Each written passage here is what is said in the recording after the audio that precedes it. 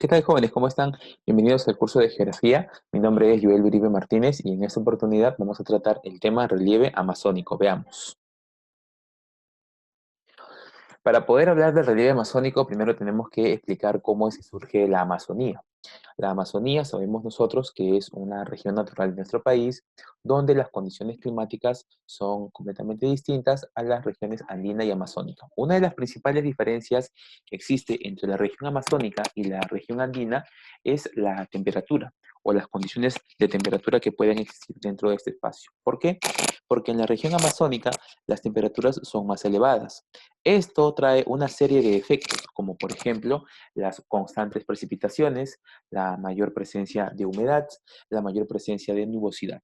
La pregunta es, ¿por qué en esta región se acumulan estas condiciones o características climáticas y no existe o no pasa lo mismo en otras regiones? Bueno, la explicación en realidad parte de espacios o factores externos, digamos, a la existencia del Perú. Es decir, son características que vienen desde otros espacios continentales y que se asientan de alguna forma en el nuestro. Por ejemplo, cuando hablamos de la cordillera de los Andes, si bien es cierto, este relieve está formado por el choque de placas Nazca y Sudamericana, pues la presencia de la cordillera de los Andes significará también un espacio de retención, una barrera o una pared natural.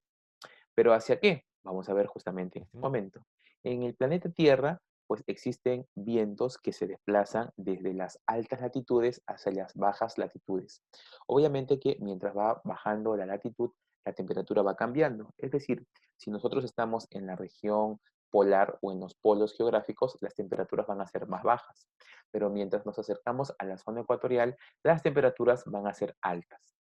Lo que ocurre es que los movimientos de la Tierra, principalmente el movimiento de rotación, genera este desplazamiento de vientos y corrientes marinas, pero nos vamos a centrar en este caso en los vientos. En la zona ecuatorial surge un tipo de vientos llamados los vientos alisios. Estos vientos alisios son vientos llamados vientos cálidos.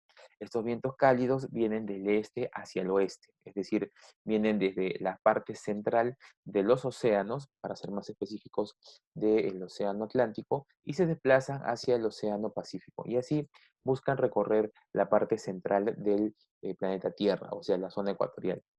Pero ocurre algo. Cuando estos vientos alisios que llegan por América del Sur pasan por países como Brasil, Guyana, Surinam, Venezuela, estos vientos van a intentar llegar hacia el Océano Pacífico.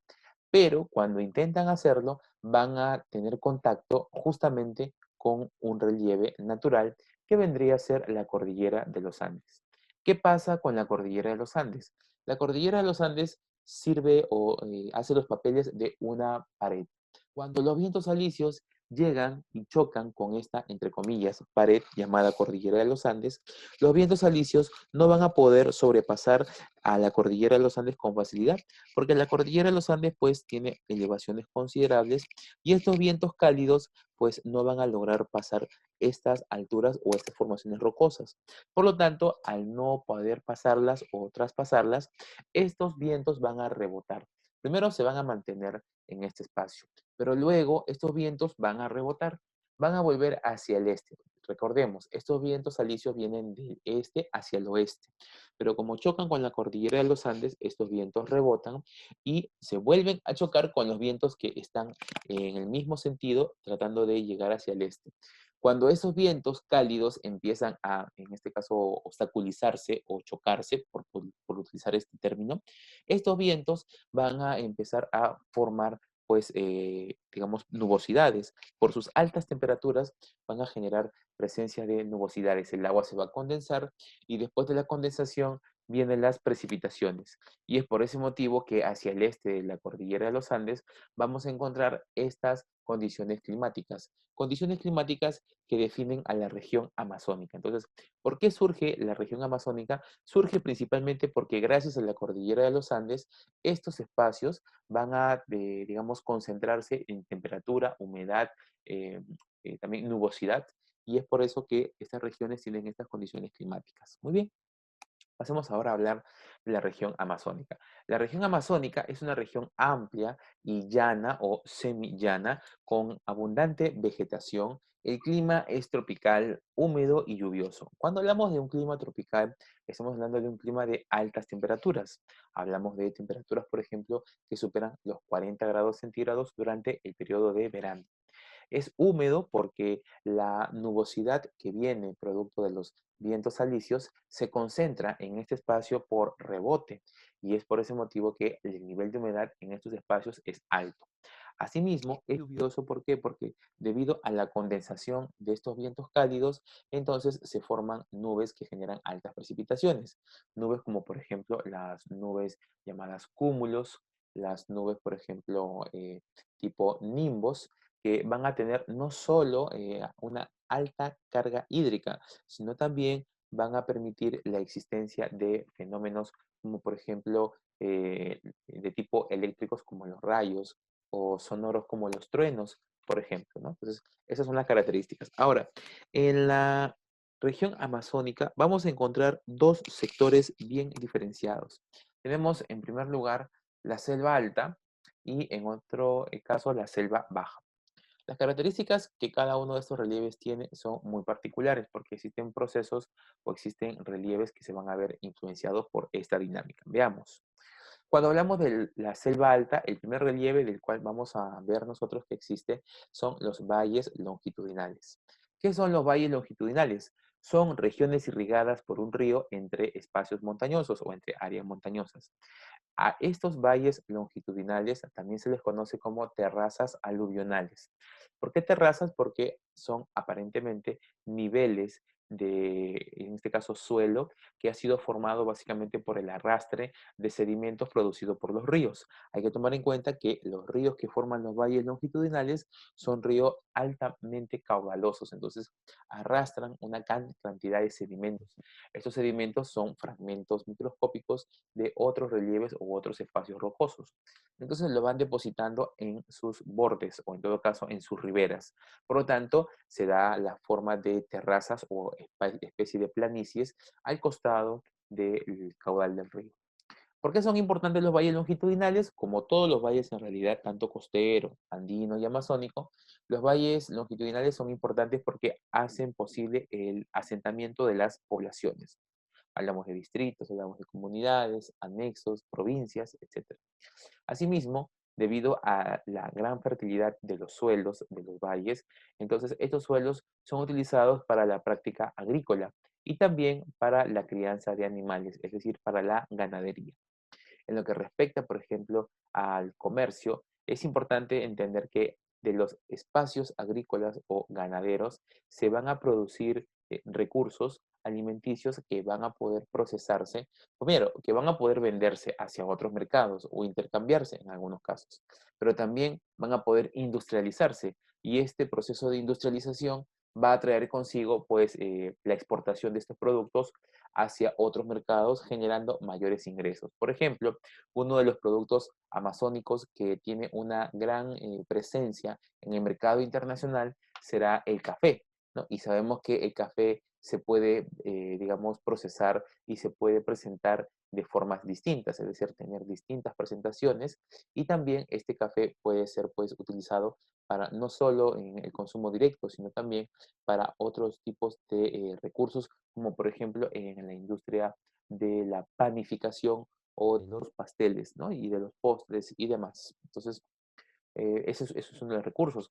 Recursos, por ejemplo, frutícolas importantes como el camu camu, el aguaje, por ejemplo, ¿no? La cocona, la sandía, el plátano, que son productos frutícolas que son muy importantes dentro de este mercado y que se adaptan a las partes o a las regiones amazónicas, principalmente a los valles longitudinales.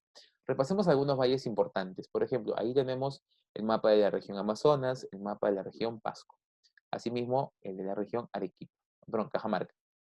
Tenemos el valle primero de Oxapampa, el valle de Bagua y el valle de Jaén. Si nosotros observamos, estos valles tienen los nombres de las provincias de las regiones que hemos mencionado. Por ejemplo, el valle de Bagua en la provincia de Bagua, Oxapampa en la provincia de Oxapampa, Jaén, en la provincia de Jaén. Asimismo, tendremos otros valles, como por ejemplo el Valle de San Ignacio, en Cajamarca, del mismo nombre de la provincia. Además, en la región, por ejemplo, de Amazonas, tenemos también otro valle importante, como es el Valle de Utcubamba. Asimismo, es importante mencionar que aparte del Valle de Oxapampa, en la provincia de Oxapampa, en la región Pasco, tenemos otros dos valles importantes, como por ejemplo el Valle de Posuso y el Valle de Villarrica. Ahí está, ¿correcto? Entonces, los valles amazónicos van a tener los nombres de las provincias donde están localizados. En el caso de Pasco sí hay obviamente una diferencia puntual, porque en este caso, pues aparte del Valle de Oxapampa, tenemos el Valle de Villarrica y el Valle de Posuso. Bien, continuemos. Tenemos ahora la región San Martín y la región Junín. En el caso de la región San Martín, tenemos nosotros un importante valle, que es el Valle de Mayo. En el caso de Chanchamayo, tenemos la presencia en la región Junín y tiene su ubicación, o está su ubicación en la provincia de Chanchamayo. En San Martín es importante mencionar que uno de los valles más importantes, es decir, el más extenso o el de mayor longitud de la región amazónica, es el Valle del Guayaga Central. Este valle es tan extenso que en realidad abarca dos regiones. Su parte más importante se encuentra entre las regiones de San Martín y Huánuco. Entonces, cuando nos pregunten cuál es el valle amazónico de mayor longitud, la respuesta es el Valle del Guayaga Central. ¿Y dónde está localizado? Está localizado entre las regiones de San Martín y Huánuco. Asimismo, en Moyobamba tenemos un río muy importante que forma el Valle de Mayo. Y es este Valle de Mayo uno de los que destaca principalmente en la región amazónica por una cuestión muy sencilla. En el Valle de Mayo es básicamente una de las características importantes por su ubicación. ¿Por qué? Porque en el caso del Valle de Mayo estará en su cuenca alta el famoso Valle del Alto Mayo. Y estoy seguro que el Valle del Alto Mayo, el nombre les trae algunos recuerdos. ¿Por qué? Porque el Valle del Alto Mayo es el espacio donde se cultiva y se cosecha el famoso café Alto Mayo. Por ese motivo el nombre, ¿no? Alto Mayo. Muy bien, sigamos. Después tenemos en la región Cusco, que seguramente más de uno la identifica más como una región de tipo andina, pero en realidad Cusco es una región andino-amazónica. Y allí, por ejemplo, tenemos importantes valles como el Valle de 15.000, el Valle de la Convención y el Valle de Paucartambo. Con los nombres La Convención y Paucartambo no hay ningún inconveniente porque es el mismo nombre de la provincia en la cual ellos están. Pero con el Valle de 15.000 sí hay que hacer una especificación porque este se localiza en la provincia de Quispicanchis. Muy bien. Otro relieve importante en la región amazónica serán los pongos. ¿Qué son los pongos? Bueno, los pongos se definen como cañones o gargantas de roca erosionada por la fuerza del río y además esa fuerza, ¿por qué se intensifica? Porque tiene un caudal y una pendiente muy pronunciada, ¿correcto? Ahora, ¿por qué son importantes estas pendientes en este caso, que hay dentro de los ríos amazónicos? Porque debido a esta pendiente o caída, los ríos amazónicos son, digamos, más intensos, ¿no? Su caudal es mucho más fuerte. Y es por ese motivo que estos ríos van a tener la capacidad de poder generar este impacto sobre las cordilleras, dividiéndolas. Básicamente es una división. Asimismo, tenemos nosotros que existen vías de comunicación en estos espacios llamados pongos.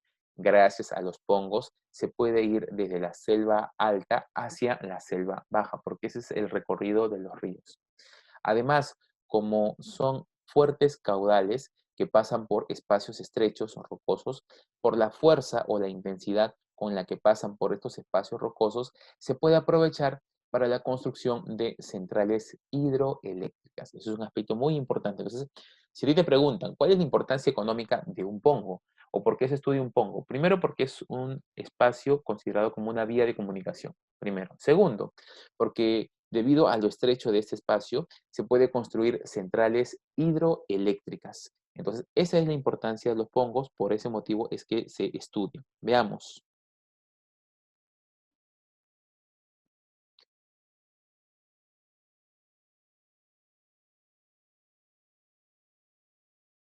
Muy bien. Tenemos entonces aquí la ubicación de los principales pongos, ¿sí?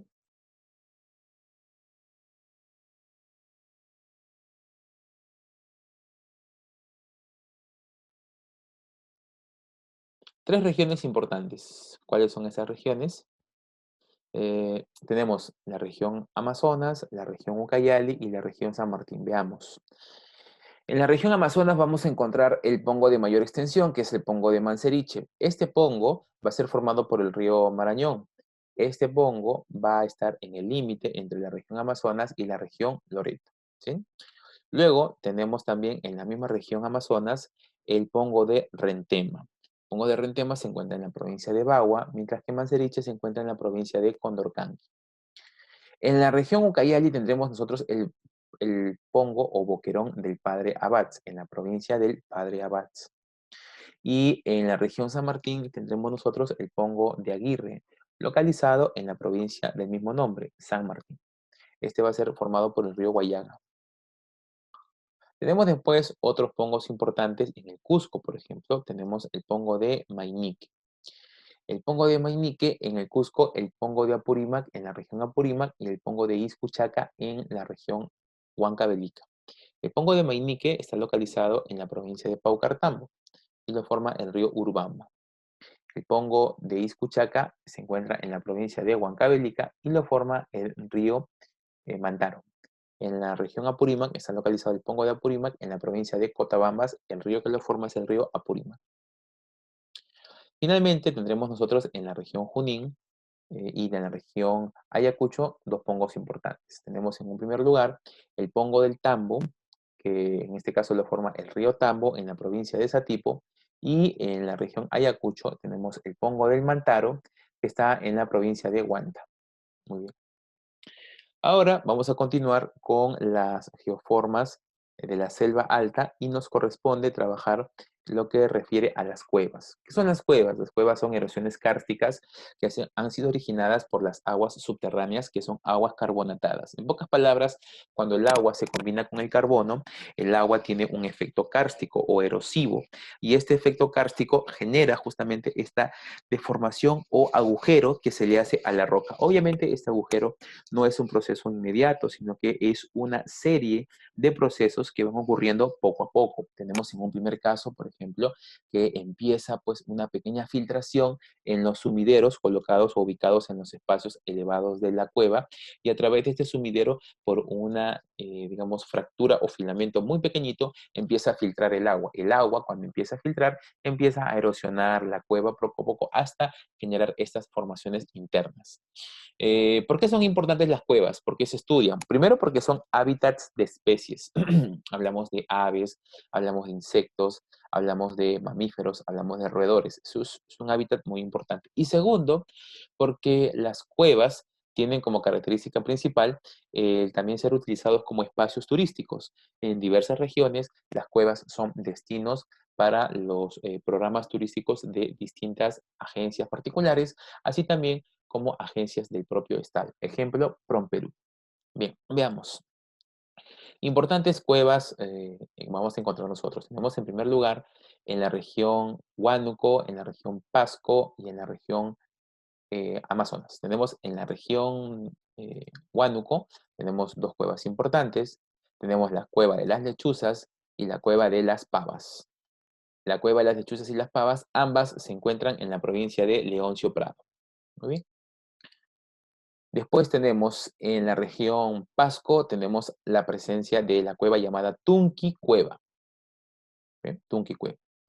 Y en la región Amazonas tenemos nosotros las cuevas de Cuelap en la provincia de Luya y tenemos la cueva llamada Soloco, que es la de mayor extensión de la Amazonía. Esta está localizada en la provincia de Chachapoyas. Otras cuevas importantes tendremos nosotros, por ejemplo, en Junín tendremos la cueva de Huagapo y la Olada. Pero ¿por qué destaco Huagapo? Porque Huagapo es una de las cuevas que está en la región andina, no es netamente amazónica, y es por eso la diferencia y la forma de poder, en este caso, establecer una diferenciación. ¿Ok? Tenemos después la cueva de la Olada en la provincia de Chanchamayo, mientras que Huagapo está en Tarma. En Cajamarca tenemos dos cuevas importantes, la cueva de San Andrés y la cueva de Ninabamba. Muy bien, hasta aquí entonces estamos llegando nosotros con esta primera parte de, en este caso, el curso o el tema de esta semana que es la selva baja y nosotros vamos a volver con la siguiente parte, selva alta, vamos a volver después con la selva baja. Gracias.